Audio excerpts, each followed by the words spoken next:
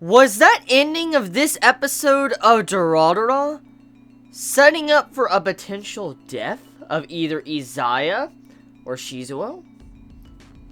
Because that final line of the episode, goodbye, the phone call of Izaya and Shizuo, we know for a fact the relationship between these two characters.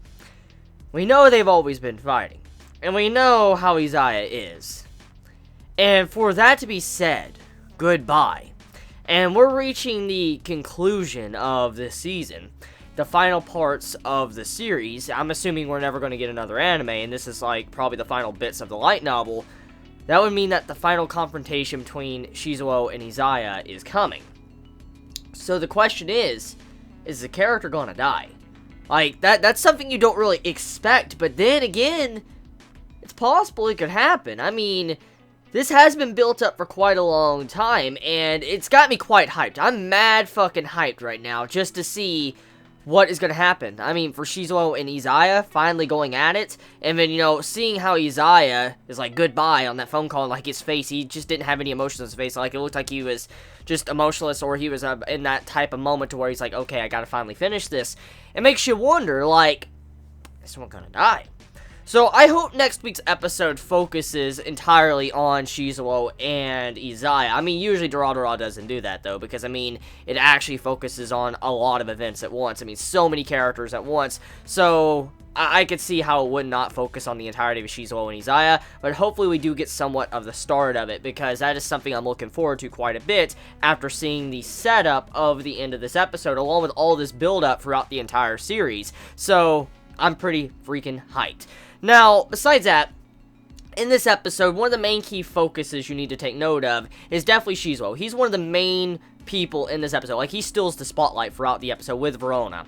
And this has been hinted at in the past couple seasons, where Verona and Shizuo, they seem to be somewhat of a couple. Like, they're being kind of shipped together. Like, they're just cute together. And Verona and Shizuo, with their conversation this episode, and how Verona was calling, you know, Shizuo senpai, and then, you know, how Shizuo was like, don't do that to, you know, my Verona and all that. It made me very happy just to see the relationship between these two, and the way it's being set up, it makes me believe that those two are going to get together if everything ends off perfectly fine once the series is done. So I do hope that Verona does get with Shizuo, because it would be a very cute couple, and since, you know, we are reaching the ending conclusion of the series, I'm willing to bet some of the romance plot threads are going to be kind of settled in the next few episodes. So hopefully we get to see like Shinra with Celti, we get to see Verona and Shizuo, hopefully we get to see, you know, Henri and, you know, Mikoto. I mean, hopefully we get to see all these different couples get together, because that would be pretty freaking awesome. So, Verona's entire angle in this episode, she was actually saving Shizuo. Like, she,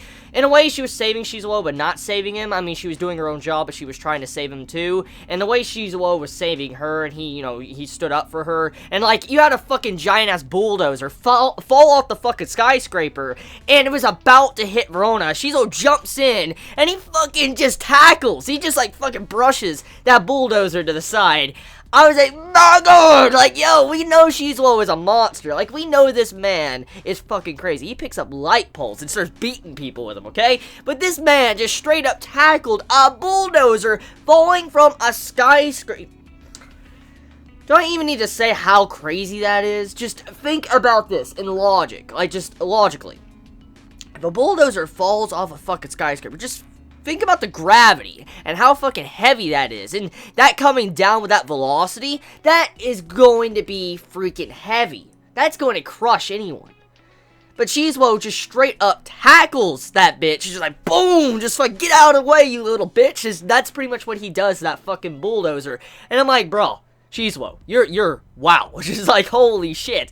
And then right after that's said and done, with the steel beams and stuff, like, you know, when the steel beams fell, he actually grabs a steel beam off of Verona like nothing. He grabs it off of her like it's a freaking twig. That's exactly what he does. Like, he just picks it up with one hand, he just slings it to the side. I'm like, Shizuo, you're a freaking monster, dude. Like, you really are. You're straight up a monster. I mean, I gotta agree with Izaya on this. I mean, Izaya calling you a monster, it makes a lot of sense, just because that alone, if I saw that, I'd freak out. Like, there's some crazy shit going on here, like some supernatural shit. Kujiragi, she actually is kind of announcing that she has somewhat of a love interest in Shinra. And that comes as a surprise because of what she's done in previous seasons to Shinra, but also how her romance, like, it makes you question, why does she really like Shinra so much? So, the kiss scene that she did in front of Celti wasn't really just to fire up Celti, but it was also because she has her own romantic desires for Shinra. And that right there is an interesting development in this episode. Hopefully we get more of that in the near future before the series ends. Hopefully that does get developed, because seeing how, Kujiragi actually likes Shinra, I wonder exactly how that's going to play in a role, because we know Shinra, he loves Celti. He loves Celti quite a bit. He loves her a lot.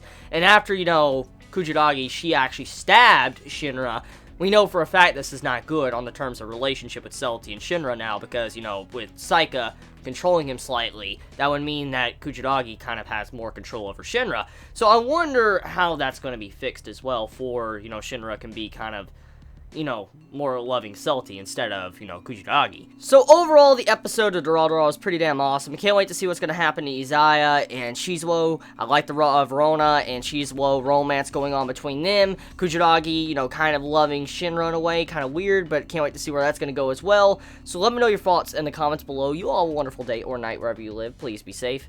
Chibi out.